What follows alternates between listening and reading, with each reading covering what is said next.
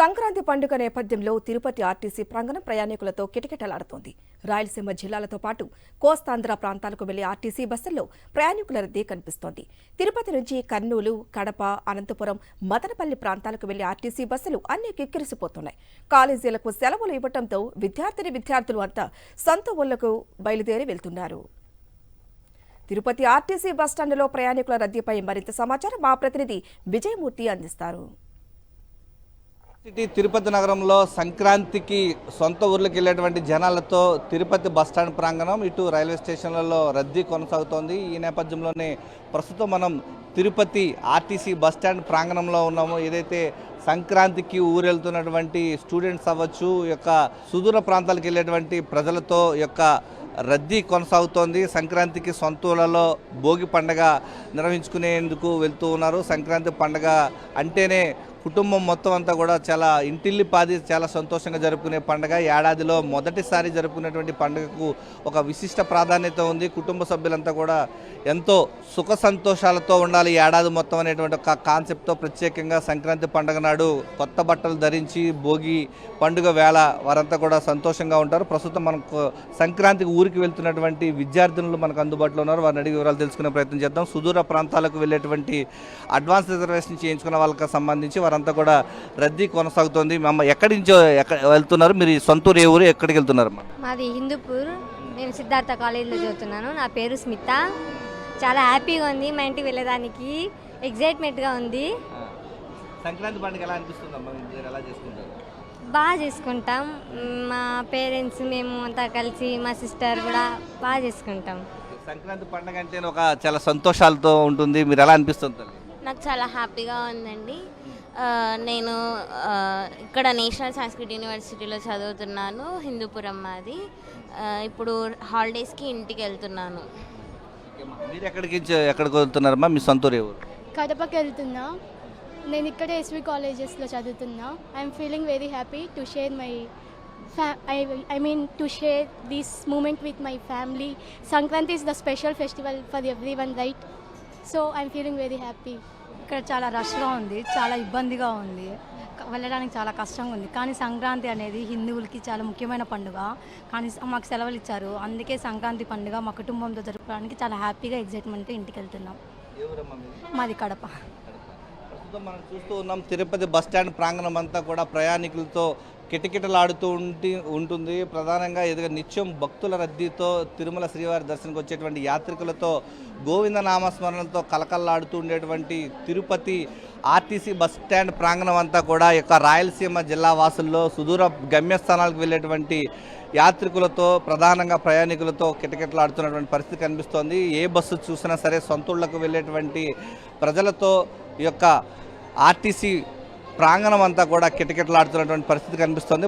తెల్లవారుజాము నుంచి RTC bus stand ప్రాంగణం అంతా ప్రయాణికులతో కిటకిటలాడుతుంది. ఈరోజు ఉదయం నుంచి కూడా తెల్లవారుజాము నుంచి ఈరోజు సాయంత్రం వరకు కూడా ఇదే పరిస్థితి కొనసాగే విధంగా ఇక్కడ యాత్రికులతోనూ ఇటు తిరుపతిలో సుదూర ప్రాంతాలకు వెళ్ళేటువంటి ప్రయాణికులతో సంక్రాంతి రష్ అనేది ఇక్కడ కొనసాగుతూ ఉంది. కెమెరామెన్ హరితో విజయమూర్తి, సాక్షి టీవీ, తిరుపతి నుంచి.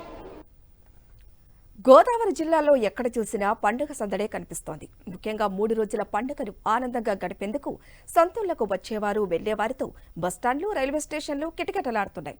హైదరాబాద్, బెంగళూరులో స్థిరపడిన వారంతా పండుగ సందర్భంగా తూర్పుగోదావరి, కోనసీమ జిల్లాలకు చేరుకుంటున్నారు. రాజమండ్రి చుట్టుపక్కల ప్రాంతాల్లో నివసిస్తున్న ఇతర జిల్లాల ప్రజలు స్వగ్రామాలకు బయలుదేరారు. పండుగ 3 రోజుల పాటు కుటుంబ సభ్యులతో, స్నేహితులతో సంతోషంగా గడుపుతామని చెప్తున్నారు. ఇక మరింత సమాచారం రాజమండ్రి బస్టాండ్ నుంచి మా ప్రతినిధి హరీష్ అందిస్తారు. సంక్రాంతి సందర్భంగా గోదావరి జిల్లాలో సందడి నెలకొంది. ముఖ్యంగా బెంగళూరు, హైదరాబాద్లో స్థిరపడిన వారంతా పండుగ సందర్భంగా గోదావరి జిల్లాలకు ముఖ్యంగా కోనసీమ, రాజమండ్రి, అదేవిధంగా కాకినాడ ప్రాంతాలకు తరలి వస్తున్నారు.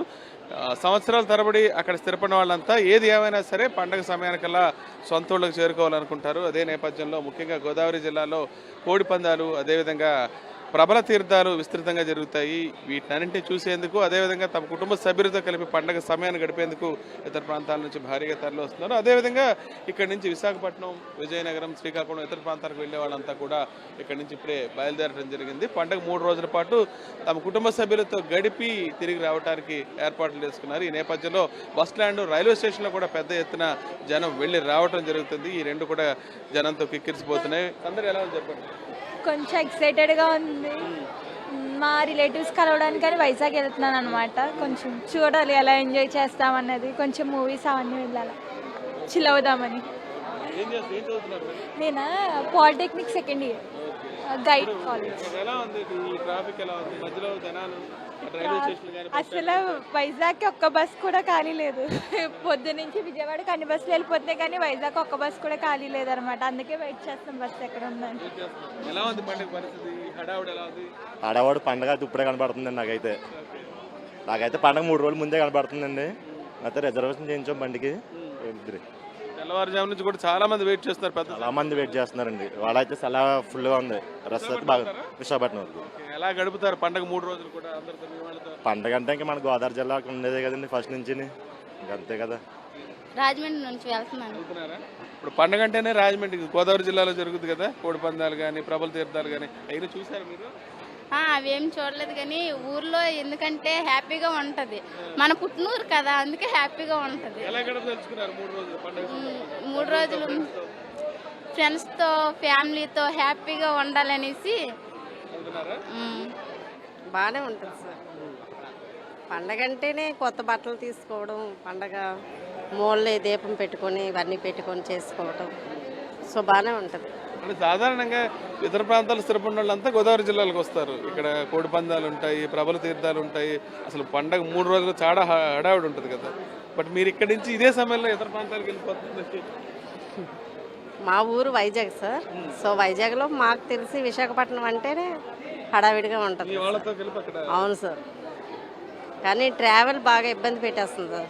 పండగ సందర్భంగా గోదావరి జిల్లాలకు వచ్చే వాళ్ళతో పాటు గోదావరి జిల్లాల నుంచి సొంత ప్రాంతాలకు వెళ్ళే వాళ్ళ సంఖ్య కూడా చాలా ఎక్కువగా ఉంది. దీంతో బస్ స్టాండ్, రైల్వే స్టేషన్లు కూడా కిక్కిరిసిపోతున్నాయి. వీళ్ళంతా ఈ 3 రోజుల పాటు తమ కుటుంబ సభ్యులతో, స్నేహితులతో సరదాగా గడిపి మళ్ళీ ప్రతిరోజు రోజువారీ పనులు ఇక్కడే జరుగుతాయని అక్కడికి వెళ్ళి సంతోషంగా ఈ 3 రోజులు గడిపి మళ్ళీ యథావిధిగా వచ్చి తమ పనులు ఇక్కడ చూసుకోవాల్సి ఉంటుందని చెప్తున్నారు. 3 రోజులు అయితే మాత్రం చాలా సంతోషంగా పండుగ సందర్భంగా గడుపుతూ ఉన్నారు.